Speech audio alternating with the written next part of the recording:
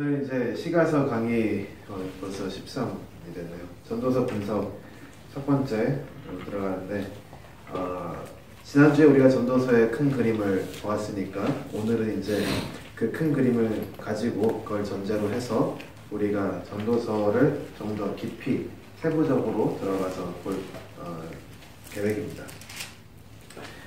그래서 전도서를 제가 총 4파트로 나눌 수가 있어요. 세부적으로 하면 6파트인데 그러면 이제 인트로덕션이 있고 그러고 4개의 관찰록이 있습니다. 전도자가 관찰을 4번 하는데 그 4번을 통해서 전도자가 조금씩 배워가고요. 그 다음에 마지막에 결론 내리는 부분이 나오죠. 그래서 그렇게 나눌 수 있는데 오늘은 서문, 인트로덕션이랑 첫 번째와 두 번째 관찰에 대해서 조금 깊이 살펴보도록 하겠습니다. 서문에 보면 이제 우리가 필요한 그 일반적인 정보들이 다 나와 있죠. 지난주에 말씀드린 것처럼 저자가 누구인지 1장 1절에 나와 있고요. 그래서 다윗의 아들 예루살렘 왕 전도자의 말씀이라 이렇게 나와 있습니다. 그리고 이제 저자는 우리가 지난주에 얘기했으니까 어느 정도 그냥 이 정도 넘어가고요. 그 다음에 이제 2절부터 3절에 전도서의 주제가 나옵니다. 이 주제가 뭐냐면 제가 지금 성경이 한영 해설 성경은 뭐냐 개역 개정판을 쓰는데 제가 개역 개정판으로 읽어드리겠습니다. 전도자가 이르되 헛되고 헛되며 헛되고 헛되니 모든 것이 헛되도다. 해 아래에서 수고하는 모든 수고가 사람에게 무엇이 유익한가. 이것이 이제 전도자가 이렇게 이제 연구를 할, 관찰을 할 주제인 거죠. 그러니까 이제 첫 번째 시작점이 뭐냐면 제가 보니까 모든 것이 헛되다. 그리고 해 아래라는 이 영역 안에서 하는 모든 수고하는 모든 수고, 사람이 살아가는 그 모든 것들이 어떤 유익이 과연 있는가? 이 질문이 이제 전도서의 핵심 주제가 되는 거죠. 그리고 이 전도자가 이렇게 헛되다라는 것으로 이것을 시작점으로 잡는 근거는 4절부터 11절에 나와 있죠. 4절을 보면 사람의 인생이 얼마나 헛된 건지 한 세대는 가고 한 세대는 오되 그래도 여기서 땅은 영원히 있도다라고 생각을 했는데 근데 그 땅이 영원히 있는 것을 자세히 보니까 땅도 별거 없는 거예요. 그게 5절부터 8절에 나옵니다. 해는 뜨고 해는 지되 그리고 6절에 보면 바람은 남으로 불다가 북으로 돌아가며 7절에 보면 강물은 다 바다로 흐르되 그 바다를 채우지 못하며 그러니까 이런 자연적인 것들도 영원한 것처럼 보이는데 가만히 보고 자세히 보면 결국 똑같은 게 반복되고 의미가 발견되지 않았다. 이렇게 얘기를 하고요. 그 다음에 이제 9절부터 11절까지 보시면 역사에 대해서도 이 똑같은 판단을 내립니다. 역사도 우리가 자세히 보면 결국 똑같은 것이 반복되고 우리가 새 것이 있을 수가 없는데 새 것처럼 보이는 이유는 우리가 망각 증세가 있어서 그렇다. 이렇게 얘기를 하죠. 그렇기 때문에 사람의 삶과 그 사람이 살아가는 세상과 그리고 시간이 우리가 거쳐온 시간이라는 그 역사가 모두 다 헛되고 해 아래에 있는 그 영역에서 의미를 찾을 수가 없다. 이러기 때문에 모든 것이 헛되다라는 그 시작점을 시작으로 이제 이 전도자가 삶의 의미를 찾아서 관찰을 들어갑니다. 그래서 이제 첫 번째 관찰이 1장 12절부터 2장 26절까지인데 1장 12절부터 15절에 보면 이제 관찰을 어떻게 할 건지 이제 소개를 합니다. 12절 보시면 나 전도자는 예루살렘에서 이스라엘의 왕이 되어 그러니까 자기가 지금 어떤 위치에서 어떠한 관찰자로 관찰을 시작할지 보여주는 거죠. 이스라엘의 왕으로서 관찰을 한다는 것입니다.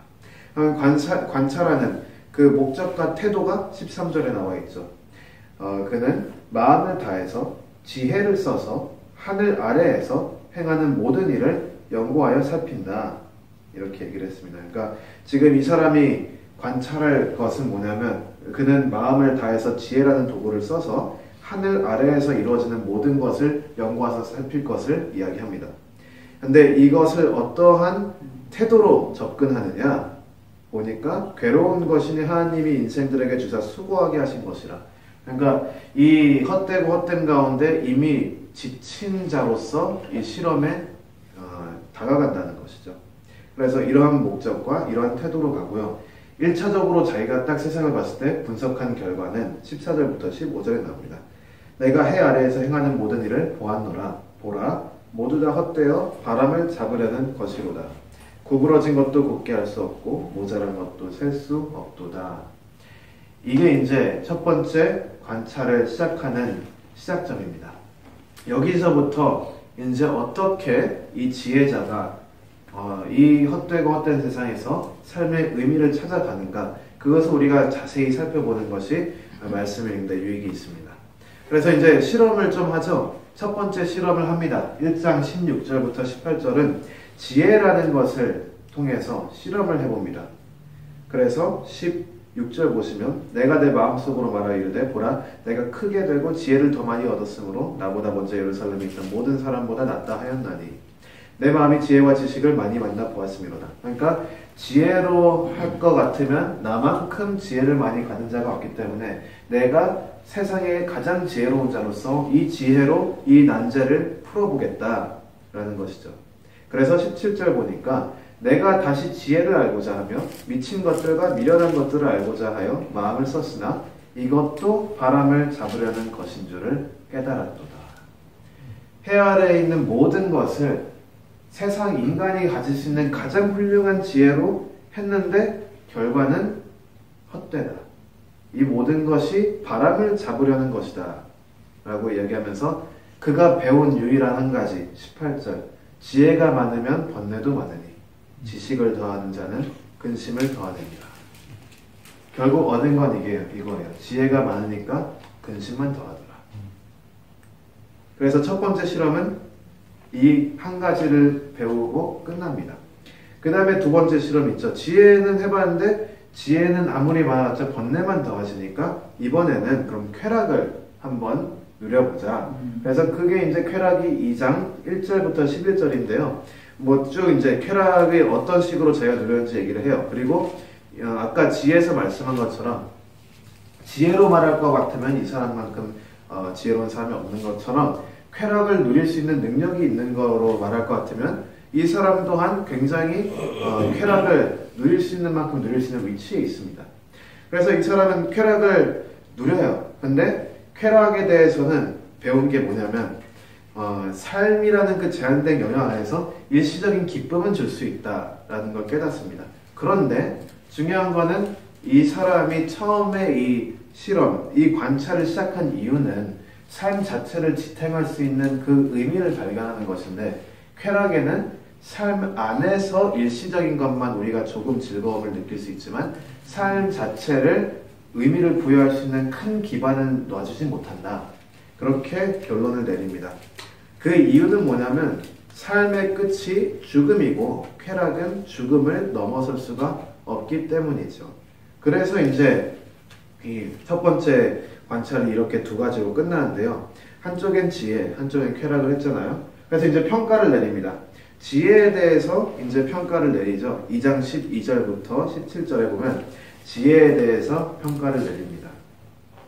근데 이렇게 지혜에 대해서 가만히 보니까 16절 같은 데 보시면 이제 이분이 어떤 마음을 가지고 있는지 나와요. 지혜자도 우매자와 함께 영원하도록 기억함을 얻지 못하나니 후일에는 모두 다 잊어버린지 모를 것입니다. 오호라 지혜자의 죽음이 우매자의 죽음과 일반이로다. 이게 무슨 얘기냐면 결국 지혜가 있는 자와 지혜가 없는 자는 죽음 앞에서 똑같다. 다른 것이 없다. 문제라는 거죠.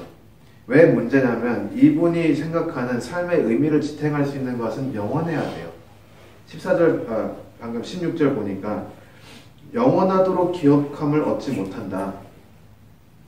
이분은 지금 영원하도록 기억함을 얻을 수 있는 걸 찾는데 지혜가 있어도 영원한 것을 얻을 수가 없어요. 왜냐하면 지혜도 결국 삶 안에서 행해지는 거고 삶은 죽음이라는 그 문 앞에 다다랐을 때 결국 영원할 수가 없거든요. 그러니까 영원한 것을 해 아래에서 발견하지 못하고 아무리 지혜롭더라도 해 아래에서는 결국 죽음 앞에서 어쩔 수 없다는 것을 깨닫고 이 지혜가 참 헛되구나 라고 이야기를 하는 것입니다. 그래서 15절 보면 이제 죽음 말고도 삶을 살아가는 데 있어서도 이런 똑같은 관찰을 하시죠. 내가 내 마음속으로 이르기를 우매자가 당한 것을 나도 당하리니 내게 지혜가 있었다 한들 내게 무슨 유익이 있으리요 하였도다. 이에 내가 내 마음속으로 이르기를 이것도 헛되도다 하였도다. 그래서 이제 좀 절망을 하죠.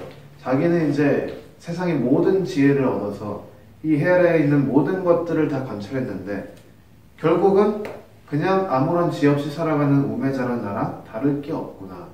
결국 그 사람한테 일어난 일이 나한테도 일어나고 결국 영원한 것은 찾을 수가 없었구나 하면서 17절에 조금 절망하는 이야기를 합니다. 이러므로 내가 사는 것을 미워하였노니 이는 해 아래에서 하는 일이 내게 괴로우며 모두 다 헛되어 바람을 잡으려는 것이기 때문이로다. 그래서 이렇게 1차적인 관찰은 좀 이렇게 절망적인 분위기에서 마무리되는데 지혜에 대한 평가했으면 이제 그 다음에 수고에 대한 평가도 합니다. 이 사람이 어쨌든 정말 열심히 수고를 했죠. 지혜로 이렇게 분석하려고 수고도 했고 또 쾌락을 즐기려고 엄청난 수고도 했습니다. 그런데 이 수고 또한 헛된 것을 이야기합니다.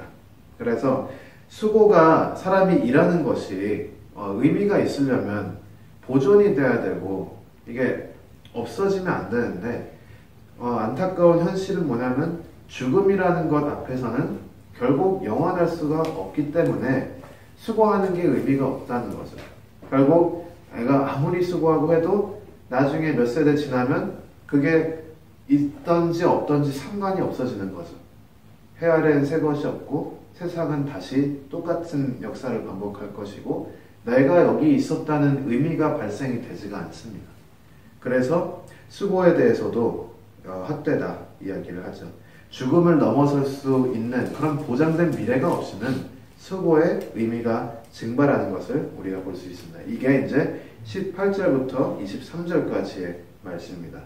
그래서 23절에 수고에 대해서 22절, 23절에 결론을 내리죠. 사람이 해 아래에서 행하는 모든 수고와 마음에 애쓰는 것에 무슨 소득이 있으랴. 일평생에 근심하여 수고하는 것이 슬픔뿐이라.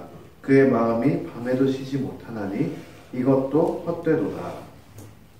23절을 보니까 어제 우리 기도에 오신 목사님들 기도 제목 생각나는데 자 요즘 잠을 못 잔다고 한 분이 그러시니까 여기저기서 전도사님 좀 제가 가지고 있는 수면제 드릴까요? 다 그러는 거예요. 그러니까 다 수면제를 한 통씩 가지고 계시더라고요.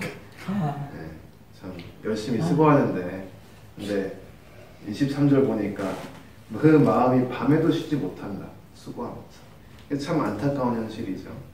근데 이게 이제 여기서 굉장히 절망으로 끝날 수 있는데 24절부터 26절에 이 전도자가 뭔가 제가 이제는 어디로 나아가야 될지 그 방향을 조금씩 잡는 모습이 보입니다. 이 첫 번째 관찰은 어쨌든 해 아래에 있는 모든 것을 다 봤어요. 그리고 해 아래에 있는 그 어느 것에서도 답이 없다는 것을 깨달았어요. 그래서 절망하는데 그 절망 가운데 한 줄기 소망이 되는 게 뭐냐면 24절부터 26절이죠.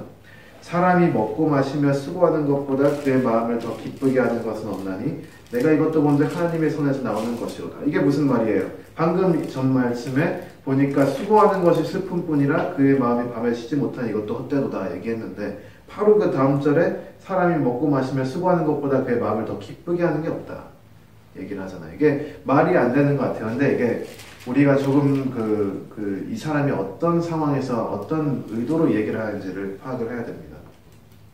해 아래에서 우리가 해 아래에서 삶을 제안하고 그 안에서 수고를 하는 것은 결국 영원이라는 것이 없고 죽음이라는 것 앞에 막히기 때문에 결국 아무런 의미가 없어지는데 대신 24절에 보니까 하나님의 손에서 나오기 때문에 이 수고하고 먹고 마시는 게 사람의 마음에 기쁠 수가 있다는 가능성을 발견하는 거죠.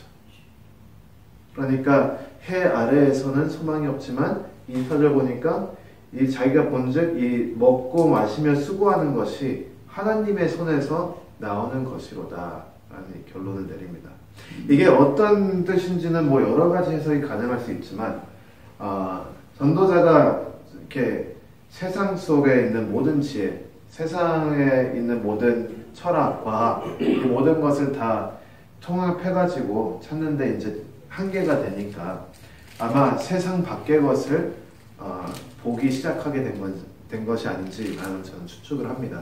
그래서 수고를 두면 아무런 의미가 없으면 사람은 왜 먹고 살까? 사람은 왜 마실까? 사람은 왜 일할까? 그리고 왜 먹고 마시고 일하는데 즐거움이 있을까? 이게 세상 안에서는 답을 얻을 수가 없는 거죠. 이건 마치 이제 제가 석사 논문에 많이 좀 다뤘던 내용이기도 한데 과학적 사고방식, 우리가 이거를 내추럴리즘이라고 하는데 과학적 사고방식으로 인간의 의미와 존재를 다 해석하려고 하는 사람들이 있어요. 그래서 이 모든 것은 다 진화된 거고 인간도 하등 동물에서 진화된 존재고 그러면 인간이 서로에게 갖는 이런 사랑이나 가족이나 이런 것도 다 진화론적으로 설명을 해서 이게 살아남는데 더 유용하기 때문에 사랑이라는 게 진화된 거다. 뭐 이런 식으로 다 설명을 해요. 근데 그런 식으로 다 설명해도 결국 설명이 안 되는 거는 그 기쁨, 그 즐거움, 왜 일하고 하는 수고에 왜 하는가. 결국 모든 것이 내 유전자를 살아남기기 위한 게 목적이라면 거기에는 그 어떤 의미가 과연 있을 수 있는가. 이 자연만으로 모든 것을 설명하려는 것은 굉장히 큰 문제가 있고 한계가 있는데 이미 전도서에서 전도자가 이것을 발견한 것이라고 저는 생각을 합니다. 그래서 이 자연만으로, 해 아래에 있는 것만으로 인간을 이해하려고 하는 노력이 여기서 결국 벽에 다다르고 이 벽을 넘어설 수 있는 것은 믿음의 눈으로 하나님을 바라보는 것이 결국 이 벽을 넘어설 수 있는 첫 번째 걸음이다 라고 우리가 좀 볼 수가 있습니다. 그래서 24절이 갑자기 바뀌는 거예요. 그 전까지는 수고하는 게 헛되다, 밤에 잠도 못 잔다 얘기를 하는데 24절에는 수고하는 것이 기쁘다, 이것만큼 더 기쁘게 할 수 있는 게 없다 라고 얘기할 수 있는 것은 결국 사람이 먹고 마시고 수고하면서 사는 그 삶의 형태 자체가 하나님께서 계획하시고 하나님께서 디자인하신 것이기 때문에 거기서 사람이 의미를 발견하고 그 즐거워하는 것 자체가 의미가 있을 수 있다라는 것을 보는 것이죠. 근데 그 의미가 있을 수 있는 유일한 이유는 그게 세상 밖에 이 해 아래에 있는 것을 초월한 하나님과 연결되어 있기 때문에 그런 것에 기쁨이 있고 의미가 있을 수 있다라는 것을 얘기하고 있습니다. 그래서 그래서 이제 이런 조금 변화가 있지만 이 관찰, 첫 번째 관찰, 제가 관찰이 4개 있다고 그랬잖아요. 이 첫 번째 관찰, 두 번째 관찰 이렇게 진행되면서 조금씩 더 이 관점이 해 아래에서 하나님으로 옮겨가요. 근데 아직 첫 번째 관찰이기 때문에 아주 조금만 그럽니다. 그렇게 얘기하고 그 다음에 바로 25절, 26절에 보니까 먹고 즐기는 일을 누가 나보다 더 해보았느냐.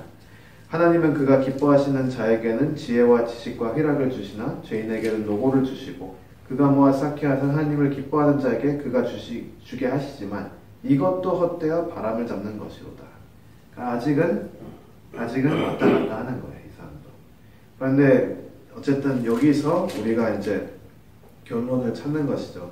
첫 번째 관찰에 대한 결론. 세상 안에는 모든 것이 헛되다. 그런데 사람이 그냥 살아가는 모습 가운데 기쁨이 있는데 그거는 세상으로는 설명할 수가 없고 하나님이 주신 것이기 때문에 조금 설명할 수 있다.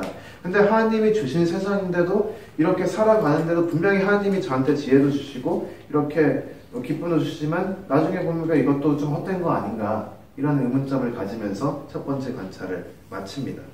그리고 두 번째 관찰로 들어가죠. 두 번째 관찰은 이제 3장부터 5장까지가 그 내용입니다.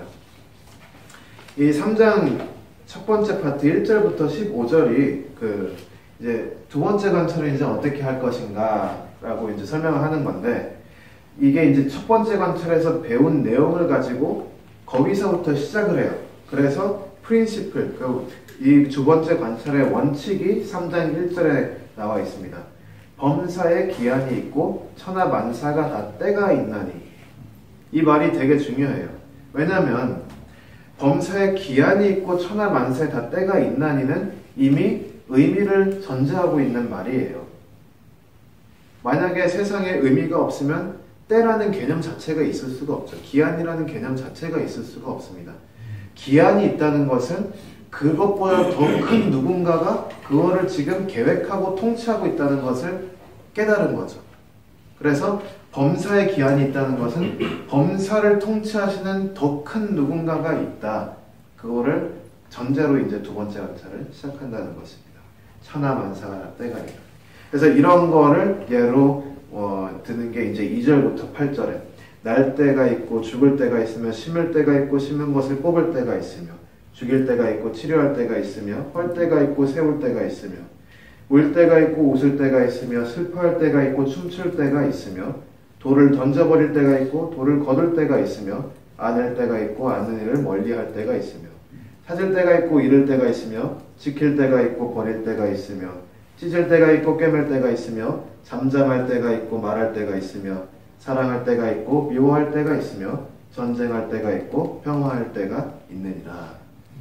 이 모든 것에 삶에서 우리가 관찰할 수 있는 모든 역사에 때가 있다는 것은 그것을 주관하는 자가 있다는 것을 얘기하는 거죠. 그러니까 여기 전도자가 3장부터 두 번째 관찰을 시작하면서 변한 태도가 뭐냐면 첫 번째는 해 아래에 있는 것을 그 지혜와 쾌락을 통해서만 보려고 했는데 이제는 해 아래에 있는 것을 해 위에 있는 것과 연결해서 보기 시작했다는 거죠.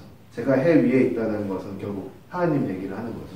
그러니까 세상을 세상 안에서만 갇혀서 본 게 첫 번째 관찰이면 두 번째 관찰은 세상을 세상 밖에 계신 하나님과 연결해서 살펴보기 시작한 게 두 번째 관찰이라는 것입니다. 그래서 이렇게 이런 내용을 가지고 이제 첫 번째 일단 그러면 이 두 번째 관찰은 내가 어떤 포지션에서 시작할 것인가? 그게 9절부터 11절에 나와 있죠. 일하는 자가 그의 수고로 말미암아 무슨 이익이 있으랴. 하나님이 인생들에게 노고를 주사 애쓰게 하신 것을 내가 보았느라. 하나님이 모든 것을 지으시되 때를 따라 아름답게 하셨고 또 사람들에게는 영원을 사모하는 마음을 주셨느니라. 그러나 하나님이 하시는 일에 시종을 사람의 측량할 수 없게 하셨도다. 여기서 이제 제가 방금 말씀드린 하나님이 이제 주 캐릭터로 등장을 하십니다. 근데 등장하는 동시에 또 다른 문제가 생깁니다. 11절에. 문제가 뭐냐면 하나님이 분명히 모든 것을 지으시고 하나님이 지으셨기 때문에 때가 있어서 때를 따라 아름답게 하셨는데 그리고 사람들에게 무언가를 주셨어요. 그게 뭐냐면 영원을 사모하는 마음을 주셨다고 얘기를 해요. 그런데 하나님이 하시는 일의 시종을 사람의 측량할 수 없게 하셨도다 라고 얘기합니다. 마음속에는 영원한 것에 대한 무언가 감각이 있는데 근데 그 감각이 있음에도 불구하고 그 세상을 인간적인 능력으로는 측량할 수 없게 했기 때문에 거기서 이 헛되다라는 절망이 나오는 거죠. 전도자는 영원한 것에 대한 감각이 분명히 있었습니다. 그런데 인간의 능력으로 자기가 가진 모든 지혜와 자기가 가진 모든 재물을 통해서 모든 쾌락과 수고를 다해봤는데도 이 영원한 것에 대한 감각을 이 시원하게 만족시켜줄 만한 깨달음을 얻지를 못한 거예요. 문제가 있는 거죠. 하나님의 형상으로 짐을 받았는데 우리가 그런데 우리의 육신 가운데 죄 가운데 살아가니까 결국은 우리가 더 이 답답함의 근원의 문제를 보지를 못하는 거죠. 그게 이제 두 번째 관찰의 좀 중요한 문제 포인트로 이제 나옵니다. 근데 조금 더 이제 보시면 나오겠지만 어쨌든 이 문제 의식이 궁극적으로는 솔로몬이 하나님께 돌아가게 되는 계기가 또 되기 때문에 어떻게 보면 이런 문제 의식을 통해서도 하나님께서는 사람들을 이 세상의 것으로부터 눈을 이제 돌리게 해서 영원한 것을 찾아나가서 결국 하나님을 발견하게 하는 그런 도구로 사용한다는 것도 우리가 볼 수 있습니다. 그래서 이것을 이제 적용하면 12절부터 15절에 나오는 거죠. 이런 문제 속에서 그러면 우리는 어떻게 살 것인가? 사람들이 사는 동안에 기뻐하며 선을 행하는 것보다 더 나은 것이 없는 줄을 내가 알았고, 하나님을 보니까 이런 것을 진짜 알게 되는 거죠. 그리고 아까랑 똑같은 말을 하는데 좀 더 깊이 나옵니다. 사람마다 먹고 마시는 것과 수고함으로 낙을 누리는 것이 그 하나님의 선물인 줄도 또한 알았도다. 조금 전에는 그냥 하나님의 손에서 나오니까 이 사람이 먹고 마시고 수고하는 게 기쁠 수 있구나 했는데, 이제 좀 더 명확하죠. 사람이 먹고 마시고 수고하는 게 하나님의 선물이다. 이 의미가 없고 말이 안 되는 이 세상 속에서 우리가 조금이나마 희망의 빛을 가지고 기쁘게 살아갈 수 있는 이 먹고 마시고 수고하는 것, 이것도 하나님께서 우리에게 주신 선물이구나. 그리고 우리가 이런 걸 통해서 버티면서 점점 하나님을 찾아갈 수 있게 하시는구나. 이런 것을 깨달은 것이죠. 그리고 14절, 하나님께서 행하시는 모든 것은 영원히 있을 것이라. 여기서 영원한 것이 드디어 나옵니다. 하나님께서 행하시는 모든 것은 영원히 있을 것이라. 그 위에 더할 수도 없고 그것에서 덜할 수도 없나니 하나님이 이같이 행하시면 사람들이 그의 앞에서 경외하게 하려 하심인 줄을 내가 알았도다. 왜 인생이 이런가? 하나님을 경외하려 하심인 줄을 내가 알았도다. 고백을 하는 거죠. 영원한 것은 하나님의 일밖에 없습니다. 하나님만이 영원한 것이고 세상은 다 헛된 것인데, 그 이유는 그걸 통해서 우리 인간이 하나님을 경외하게 된다는 것이죠. 왜냐하면 우리 인간의 삶의 의미가 하나님으로밖에는 make sense가 안 되니까요. 그래서 굉장히 철학적으로 이렇게 접근하는 거지만 결국은 하나님만이 유일한 살 길이다라는 것을 이런 식으로 깨닫게 해주는 거죠, 전도자. 그래서 하나님을 경외하게 하려 하시는 줄을 내가 알았도다 이렇게 고백하면서 15절에 보니까 이제 있는 것이 옛적에 있었고 장래에 있을 것도 옛적에 있었나니 하나님은 이미 지난 것을 다시 찾으시느니라 이렇게 얘기를 하죠. 이 부분은 조금 저도 미스터리입니다. 저는 삶을 오래 살지 못해서 뭐 딱히 이렇게 옛것이 반복되는 걸 자주 본 적은 없는데, 네, 여기에 대해서 혹시 인사이트가 있으면 나눠주시면 좋겠고요. 왜 웃으세요, 목사님? 네. 제가 반복되는 거는 뭐 목사님과 이렇게 또 관계 속에서 반복되는 것을 많이 경험했죠. 또. 그래서 헤아릴 새 것이 없다는 것도. 네. 그래서 저는 14절까지 그 부분이 잘 이해됐고요.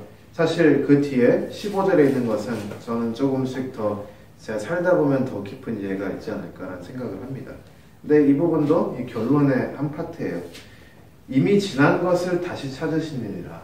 제 생각에는 이거는 저는 개인적으로 한 두 가지 정도로 적용해서 보는데, 첫 번째는 우리가 망각 증상을 이겨내려고 노력을 해야 된다. 그런 부분도 있는 것 같고, 또 다른 부분은 우리가 하나님 말씀에 아까 보면 더하거나 빼지 말라고 했잖아요. 하나님 말씀에서 새 것을 찾으려고 하지 말아라 라는 그 경고로, 그 정도로 저는 좀 이해가 되는데, 네, 나중에 또 이렇게 전도서를 할 기회가 있으면 5년 뒤에 10년 뒤에 하면 또 더 다른 깊은 답이 있을 줄을 믿습니다. 그래서 16절부터는 이제 이렇게 쭉 나온 거에 대해서 문제 제시가 딱 나왔잖아요. 하나님의 영원한 것과 세상의 헛된 것, 그 사이에 살아가는 우리는 굉장히 역설적인 삶을 살아가는데, 그래서 거기서 발생되는 6가지 역설이 있습니다. 그 6가지가 이제 3장 16절부터 4장 16절까지 나오죠. 이 역설들은 왜 나오냐면, 해 아래에 있는 우리가 죽음 앞에서 하나님을 보지 못해서 일어나는 어처구니 없는 일들이라는 겁니다. 첫 번째 역설은 3장 16절부터 17절. 의로움 자체가 악의 영향을 받는다. 그게 말이 안 되죠. 정의가 있는 곳에 악이 있다. 의인과 악인을 하나님이 심판하시라. 뭐 지금 말이 안 되는 얘기죠. 근데 왜 정의가 있는 곳에 악이 있는가? 왜 헛된 것인가 이 모든 것이? 그것은 해 아래에 제한되어 있는 죽음을 앞둔 사람들에게는 정의를 지킬 근거가 없는 거예요. 근데 하나님께서 계시면 정의가 살아날 수 있지만 하나님이 없는 세상에 어떤 정의가 존재할 수 있냐는 거죠. 근데 하나님을 보지 못하고, 그러니까 사람한 마음속에 영원한 것에 대한 감각은 있지만 인간의 능력으로 영원한 것을 다가갈 수 없는 그 제한 속에서 이러한 역설적인 일들이 일어난다는 거죠. 역설이 파라독스 맞죠? 네. 두 번째 역설은 3장 18절부터 22절. 이것도 좀 말이 안 돼요. 죽음 앞에는 인간과 동물의 구별이 없어요. 둘 다 흙으로 돌아간대요. 되게 어처구니 없는 일이죠. 왜냐면 우리는 동물과 인간을 정말 다르게 보는데, 근데 죽음이라는 문제 앞에 다다르니까 이게 다른 게 전혀 없다는 거예요. 그리고 이런 것들을 대해서 좀 이렇게 이게 문제점이 있다라는 의식을 해야 되는데, 세상에 있는 사람들 중 많은 사람들은 아예 그냥 이 문제를 해결할 방법이 없으니까 그냥 하는 사람들도 많아요. 그게 오히려 마음 편하니까. 그래서 인간과 동물이 다를 게 없다. 우리는 그저 또 원숭이에서 조금 더 진화된 똑같은 동물일 뿐이지 인간이라고 더 특별한 게 없다라고 가르치는 사람들이 오늘날 이 세상에 굉장히 많습니다. 결국 이 역설 가운데 무릎을 꿇은 자들이에요. 인간의 특별함을 인지 못하고, 특별해야 된다는 건 아는데 삶을 보니까, 해 아래에 있는 것을 다 보니까 인간이 특별할 게 하나도 없는 거예요. 그러니까 하나님을 보지 못하고 결국 인간이 동물과 다를 것 없는 것으로 결론을 내버리는 아주 똑똑한 과학자들, 철학자들, 교수님들이 계십니다. 우리는 그러지 않을 수 있죠. 왜냐하면 우리는 그 사람들이 보지 못하는 영원한 것을 알기 때문에 우리는 그럴 필요가 없지만, 우리가 이 세상에 살아가는 지금 현재 이 문제 앞에 굉장히 절망하는 사람들이 많다는 것을 우리가 알아야 합니다. 그래서 그게 두 번째 역설이에요. 죽음 앞에서는 인간과 동물이 구별이 없다. 더 안타까운 현실은 4장 1절부터 3절이죠. 인간이 학대를 받는다. 사실 우리가 너무 현실 가운데 사람이 학대를 받는 게 당연하게 여겨지고, 이게 이게 굳이 역설인가 하는데 가만히 생각해 보면 인간이 누군가, 우리가 사람이 누군가를 정확히 알면 사람이 학대를 받는다는 거가 굉장히 우리한테는 이상한 일이어야 되는 거죠. 그래서 4장 4절부터 보시면, 내가 또 본즉 사람이 모든 수고와 모든 재주로 말미암아 이웃에게 시기를 받으니 이것도 헛되어 바람을 잡는 것이로다. 수고를 열심히 하고 재주가 많으니까 욕을 먹는 거예요. 5절, 우매자는 팔짱을 끼고 있으면서 자기 몸만 축내는도다. 그러니까 내리는 결론이 두 손에 가득하고 수고하며 바람을 잡는 것보다 한 손에만 가득하고 평온함이 더 나으니라. 왜 수고를 더 하고 왜 재주가 더 많고 하면 평온할 수가 없는가? 그게 역설적이라는 거죠. 그게 우리의 문제라는 거죠. 죽음 앞에 놓여진 인간이 하나님을 바라보지 못하면 생기는 문제라는 겁니다. 여기에서 이제 계속 또 비슷한 내용이지만 네 번째 역설, 이제 4장 4절부터 6절에 보시면 인간은 경쟁을 하는 존재가 됐다는 것입니다. 네. 방금 그게 경쟁이고, 죄송합니다. 4장 1절부터 3절이 학대를 받는 거죠. 네. 그래서 4장 1절부터 3절 보시면 1절에 보면 내가 다시 해 아래 행하는 모든 학대를 살펴보았도다. 보라, 학대받는 자들의 눈물이로다. 그들에게 위로자가 없도다. 그들을 학대하는 자들의 손에는 권세가 있으나 그들에게는 위로가 없도다. 이게 문제라는 거죠. 인간이 인간을 학대하고 위로자가 없고 권세가 있는 자가 오히려 학대를 하는 사람이 된다는 거. 그래서 이 정말 말도 안 되는 상황 가운데 전도자가 내리는 자기 인간적인 마음에서 내린 결론은 2절 보니까, 그러므로 나는 아직 살아있는 산자들보다 죽은 지 오래 죽은 자들을 더 복되다 하였으며 이 둘보다도 아직 출생하지 아니하여 해 아래에서 행하는 악한 일을 보지 못한 자가 더 복되도다 하노라. 그러니까 살아있는 게 가장 저주스럽고, 그러면 그러니까 죽었으면 좀 낫고 아예 태어나질 않았으면 제일 좋다. 이 정도로 말할 정도로 이 학대라는 문제가 심각하다는 거죠. 그걸 이제 경쟁은 제가 조금 전에 설명했고요. 그러면 다섯 번째 역설이 인간이 고립되었다는 것입니다. 7절부터 12절까지 내용이 나오죠. 사람은 이렇게 학대도 하고 학대를 당하기도 하며 또 시기를 받고 질투도 받고 열심히 수고하는데 결국 혼자 산다는 것입니다. 그게 또한 문제가 된다는 거죠. 그리고 마지막 역설은 뭐냐면 4장 13절부터 16절인데 인간이 얻을 수 있는 영광은 일시적이다. 이게 결국 다시 그 죽음 앞에 이 시간 안에 놓여진 우리 인간의 제한성 가운데 나오는 헛됨이 결국 다시 나오는 거죠. 왕이 돼도 그 왕의 영광이 오래 가지는 않는다. 이 문제가 있다는 거죠. 그래서 이 여섯 가지 역설이 있고 이 모든 것들은 영원한 것을 아는 사람이, 그러니까 영원한 것을 감지할 수 있는 인간의 능력으로는 영원한 것을 취할 수 없으니까 나타나는 역설인 거죠. 애초에 우리가 영원한 것에 대한 감각이 없었다면 이런 문제가 당연해져서 역설일 필요가 없어요. 또한 만약에 우리가 영원한 것을 얻을 수 있는 능력이 있다면 이런 역설들을 이겨낼 수 있는 능력이 있었겠죠. 근데 둘 다 아니고 우리는 영원한 것을 감지할 수는 있지만 얻을 수는 없기 때문에 이 문제가 생기는 것입니다. 그러면 이 문제가 놓여진 우리 오늘날 삶 가운데 그럼 우리는 도대체 어떻게 살아가야 하라는 것인가? 라는 내용이 이제 5장에서 나오는 거죠. 그래서 역설 가운데 우리가 그러면 어떻게 살아가야 하는가? 우리가 어떤 관점을 가지고 살아가야 할까? 이제 솔로몬이 자기 머리를 열심히 굴려서 얘기를 합니다. 첫 번째로 한 가지 확실하게 얘기하는 건 5장 1절부터 9절을 보니까 하나님을 경외하는 게 중요하다. 자기가 좀 전에 발견했잖아요. 해 아래에 있는 것들 가운데서는 이것을 해결해 줄 수 있는 게 없으니까. 그러니까 어쨌든 첫 번째로 우리가 해야 되는 것은 하나님을 경외해야 된다. 하나님 앞에 우리가 정직해야 되고 성실해야 된다. 그게 5장 1절부터 9절까지의 내용입니다. 삶에 살아가는 그 태도에 있어서 하나님이 주시는 것을 조금 더 우리가 관찰할 필요가 있다.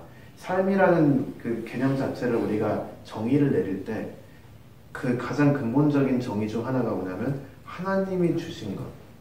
그것이 삶의 기초 정의가 돼야지 이런 역설 가운데서도 우리가 make sense를 하면서 살아갈 수 있다는 것을 발견하는 것이죠. 그리고 이제 또 그게 첫 번째 관점이라면 두 번째는 5장 10절부터 17절에 이제 재물에 대해서 얘기를 하면서 이 재물이 생각보다 우리한테 불리하게 만드는 역할을 한다라는 얘기를 합니다. 재물이 우리한테 불리하게 되는 이유가 5가지가 있어요.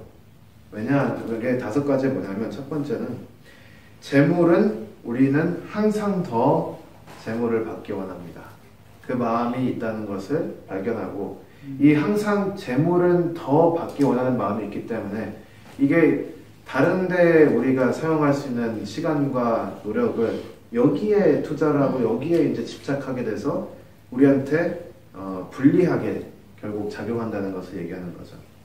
그리고 두 번째, 그게 10절에 나와 있고요. 11절에 두 번째 나와 있습니다. 재물은 많이 있을수록 더 많이 필요합니다. 저는 재물을 많이 있어보지 못해가지고 모르지만 그렇대요, 솔로몬은. 근데 이렇게 가끔씩 TV 셀러브리티들 나와서 이렇게 돈 쓰는 거 보면 재물이 많으면 많을수록 더 많이 돈을 쓰게 되는구나 그 생각은 좀 인식을 합니다. TV를 통해서 본 거로. 그래서 그게 11절에 보면 재물은 많을수록 더 많이 필요해지기 때문에 우리한테 이렇게 불리하게 작용을 한다 나오고요. 세 번째 12절 보시면 재물은 많을수록 걱정도 많아진다. 그래서 재물이 많은 만큼 걱정도 크기 때문에 더 우리가 바른 길로 나아갈 수가 없는 거예요. 그리고 네 번째 13절부터 15절에 나와 있는 내용인데 재물이 많을수록 잃는 것도 많아진다는 거예요. 없으면 잃을 게 없는데 많으니까 잃을 것도 많고, 그러니까 정신적, 물질적 피해가 훨씬 더 커지는 거죠.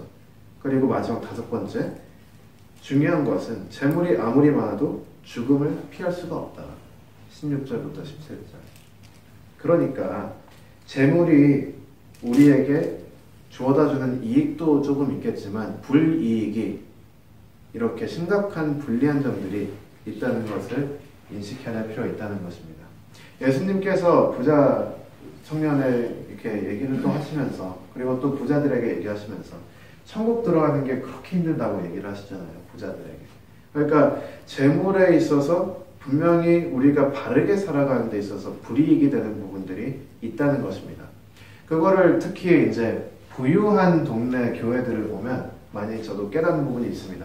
우리 트리니티에는 그 흑인 친구들도 있고 라틴 친구들도 있고 저희 이렇게 다양한 계층에서 친구들이 오는데, 제가 제 흑인 친구들과 라티노 친구들과 같이 교회와 신학 얘기를 토론을 하면서 한 2년 정도 토론을 하면서 깨달은 게 있다면, 이게 충만해서 보지 못하는 진리가 있구나. 내가 돈이 넉넉하니까 보지 못하는 진리가 있구나라는 것을 깨달았습니다. 내가 당하는 상황이 아니라서 보지 못하는 진리가 분명히 있구나 라는 것을 제가 깨닫고, 오히려 핍박받고 모자란 상황 가운데서 그 가운데서 하나님을 발견하는 것이 배가 불러서 교회를 가도 하나님을 찾지 못하는 것보다 나을 수가 있겠구나. 물론 배가 부른데 하나님도 알면 제일 좋겠죠. 근데 뭐 그렇게 안 되는 것 같아요, 세상은. 배가 부르면 하나님이 안 보이는 경우가 분명히 있고, 또 이렇게 분명히 고통 가운데 보이는 하나님이 있다는 것을 조금씩 깨닫게 됩니다. 그래서 부자들이 왜 천국에 들어가기 어려운지를 저는 이렇게 흑인 친구들과 라티노 친구들, 이 마이너리티 친구들과 대화를 통해서 그런 한 차원을 좀 배운 것 같아요.